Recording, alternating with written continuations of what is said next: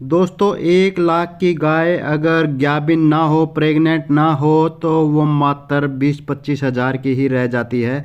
और यही हाल भैंसों का है। 1-1.5 लाख की भैंस अगर प्रेग्नेंट ना हो तो वो भी मात्र 30-40 हज़ार की ही रह जाती है, क्योंकि उनको बांझ मान लिया जाता है। और उनको जो नॉर्मल पशुपालक है वो तो खरीदेंगे ही नहीं, क्योंकि वो क्या करेंगे, जो गाभिन ही नहीं हो रही है, बच्चा ही नहीं दे रही है, बच्चा नहीं दे रही तो दूध भी नहीं देगी, तो उसका क्या करेंगे। तो आखिर में किसानों को अपनी इस तरह की गाय जो बांझ हो जाती है, वो जो कसाई लोग होते हैं उनको ही बेचनी पड़ती है मजबूरी में, और कसाई लोग उनको जाते ही कटवा देते हैं। लेकिन दोस्तों अब आपको कोई गाय नहीं कटवानी पड़ेगी, कोई भैंस नहीं कटवानी पड़ेगी, किसी कसाई को नहीं बेचनी पड़ेगी, क्योंकि इस वीडियो में मैं आपको एक ऐसा ज़बरदस्त तरीका बताने जा रहा हूँ जिससे तकरीबन हर गाय भैंस रुक जाती है। कोई बहुत ही किस्मत अगर माड़ी हो तो बेशक ना रुके, नहीं तो तकरीबन सभी गाय भैंसें इससे गाभिन रुक जाती है पहली ही बार में। तो ये तरीका मैं आपको बताऊंगा, लेकिन वीडियो शुरू करने से पहले आप मेरे चैनल को सब्सक्राइब कर लीजिए। बाजू में जो घंटी का बटन है उसको भी दबाकर ऑल पर सेट कर लीजिए। और अगर आप फेसबुक पर हमारी वीडियो देख रहे हैं तो हमारे Facebook page today farming zone को फॉलो कर लीजिए। और ये वीडियो अपने दूसरे पशुपालक भाइयों को शेयर जरूर कर दीजिए, ताकि वो भी वीडियो से जानकारी लेकर अपने पशुपालन में फ़ायदा उठा सके। तो चलिए दोस्तों वीडियो शुरू करते हैं। तो दोस्तों सबसे पहले तो इसका कारण जान लेते हैं, जो गाय भैंसें गाभिन नहीं रुकती है उसका। तो उसका पहला कारण होता है पशु के पेट में कीड़े, यानी कि आप उनकी समय समय पर डीवार्मिंग नहीं करते हैं, उनके पेट के कीड़ों की सफाई नहीं करते हैं। तो इससे होता क्या है कि अगर आप अपने पशु को पेट के कीड़ों की दवा नहीं देते हैं तो पशु के पेट में कीड़े रहते हैं, उस कारण से पशु विचलित रहता है। तो उसको ना तो दिन में चैन आता है, ना रात में उसकी नींद पूरी होती है।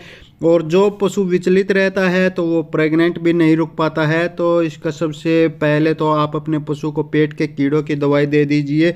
सामने आप कुछ दवाइयाँ देख रहे हैं, इनमें से कोई एक ले आइए और सुबह खाली पेट अपने पशु को दे दीजिए। उसके बाद दूसरा कारण है मिनरल्स डिफिशियंसी, यानी कि पशु में मिनरल्स की कमी। तो दोस्तों पशु में मिनरल्स की कमी भी एक गाभिन ना रुकने का बहुत बड़ा कारण होता है। तो दोस्तों पशु गाभिन नहीं रुकता है तो उसका एक सबसे बड़ा कारण होता है मिनरल्स की कमी, यानी कि आपके पशु में किसी न किसी मिनरल्स की कमी है। और ये ज़्यादातर विटामिन A, D3 या सेलेनियम की कमी होती है। तो इसके लिए आपने किसी अच्छी कंपनी का मिनरल मिक्सचर अपने पशु को ज़रूर देना चाहिए। 50 ग्राम सुबह, 50 ग्राम शाम को। अगर आपके एरिया में कोई अच्छी कंपनी का मिनरल मिक्सचर नहीं मिल पाता है तो आप सामने स्क्रीन पर जो ऑनलाइन लिंक दिए हुए हैं उनमें से कोई एक मिनरल मिक्सचर ऑनलाइन आप मंगा सकते हैं। अच्छा, जो पशु प्रेग्नेंट नहीं रुकते हैं तो उसका एक सबसे बड़ा कारण होता है बच्चेदानी में इन्फेक्शन। तो बच्चेदानी के इन्फेक्शन का पता आपको कैसा चलेगा, आपने उसका जो डिस्चार्ज होता, जो पानी डालता पशु, वो देखना है। अगर वो जो पानी है वो पानी के जैसे रंग का है, जिसमें से आर पार चीज़ें दिखती है, यानी कि जो वो पानी नीचे गिर जाता है ज़मीन पर और उस पानी में से ज़मीन पर पड़ी चीज़ें दिख रही है, तो तब आपके पशु को कोई इन्फेक्शन नहीं है, बिल्कुल ठीक है आपका पशु। और अगर वो पानी दही के जैसा है या दूध के जैसा फटा फटा सा है तो समझ लीजिए आपके पशु के बच्चेदानी में इन्फेक्शन है। तो इन्फेक्शन का इलाज आप करवाइए किसी अच्छे डॉक्टर से। 3 दिन दवाइयाँ रखी जाएंगी और 3 दिन में पूरा इलाज हो जाएगा। उसके बाद आपका पशु हीट में आएगा। तो ये हीट, पहली जो हीट है ये आपने छोड़ देनी है। उसके 18 से 21 दिन बाद फिर दूसरी हीट आएगी, उस हीट में आपने करवाना है। और यहाँ पर भी आपने एक सावधानी बरतनी है, वो ये कि जब आप सुबह देखो कि आपका पशु हीट में आया हुआ है, वो बोल रहा है, वो हो हल्ला कर रहा है, तब आपने सुबह ही उसको एक इंजेक्शन लगवा देना है जिसका नाम है ज्ञानारिच, जिसकी तस्वीर आप सामने स्क्रीन पर देख सकते हैं।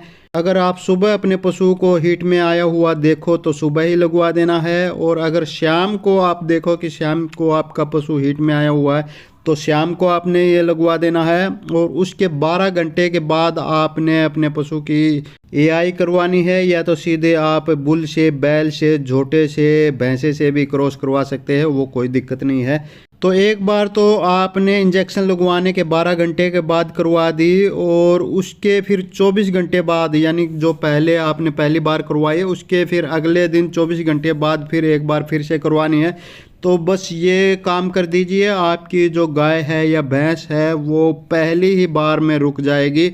और अगर ज़्यादा करो, अगर ज़्यादा आपके पशु में समस्या है तो फिर आपने ऐसा करना है, उसके 6ठे दिन बाद, यानी कि जो आपने दूसरी बार एआई करवाई उसके 6 दिन बाद आपने एक ठंडा इंजेक्शन जिसे बोलते हैं वो लगवा देना है, डूराप्रोजन, जिसका फोटो आप सामने स्क्रीन पर देख सकते हैं। ये जो इंजेक्शन है ये ठंड का इंजेक्शन बोला जाता है, अगर नाम याद ना रहे तो आप ठंड का इंजेक्शन कह सकते हैं।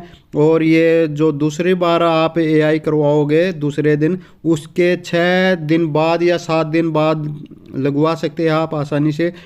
इसका लगवाने का कारण ये है कि कई बार करवाने के बाद पशु के अंदर गर्मी बनी ही रहती है और उस कारण से पशु रुक नहीं पाता है, प्रेग्नेंट हो नहीं पाता है। तो अगर ये ठंड का इंजेक्शन लगवा दोगे तो आपके पशु के अंदर ठंड बन जाएगी और ठंड में आसानी से आपका पशु रुक जाएगा। इसके साथ ही कुछ सावधानियां आपने और बरतनी है, उनमें ये कि आपने 10-12 दिन अपने पशु की जो गर्म चीज़ें हैं वो बंद कर देनी है करवाने के बाद।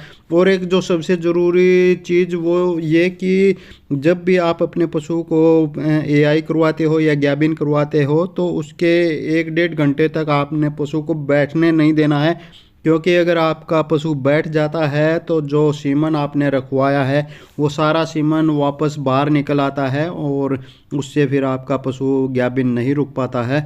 तो दोस्तों बस इन बातों का ध्यान रखिए और इस तरीके से आप अपने पशु को प्रेग्नेंट करवा दीजिए तो आपका पशु बिल्कुल पक्का पहले ही बार में रुक जाएगा। तो उम्मीद है दोस्तों वीडियो में दी गई जानकारी आपको पसंद आई होगी। जानकारी पसंद आई तो वीडियो को लाइक कर दीजिए, लाइक से भी ज़्यादा अपने दूसरे पशुपालक भाइयों को शेयर कर दीजिए। तो दोस्तों आगे आप पशुओं की कौन सी समस्या, कौन सी बीमारी पर वीडियो चाहते हैं उसके बारे में ज़्यादा से ज़्यादा कॉमेंट करें। जिस भी पशुओं की समस्या या बीमारी पर ज़्यादा से ज़्यादा कॉमेंट आएंगे उसी पर अगली वीडियो बना दूंगा, उसकी पूरी जानकारी दूंगा, उसका पूरा पक्का इलाज बताऊंगा। तो जाते जाते चैनल को सब्सक्राइब करते जाइए, बाजू में जो घंटी का बटन है उसको भी दबाकर ऑल पर सेट करते जाइए। तो दोस्तों इस वीडियो में बस इतना ही, जल्दी मिलते हैं एक और नई वीडियो में एक और नई जानकारी के साथ। तब तक नमस्कार।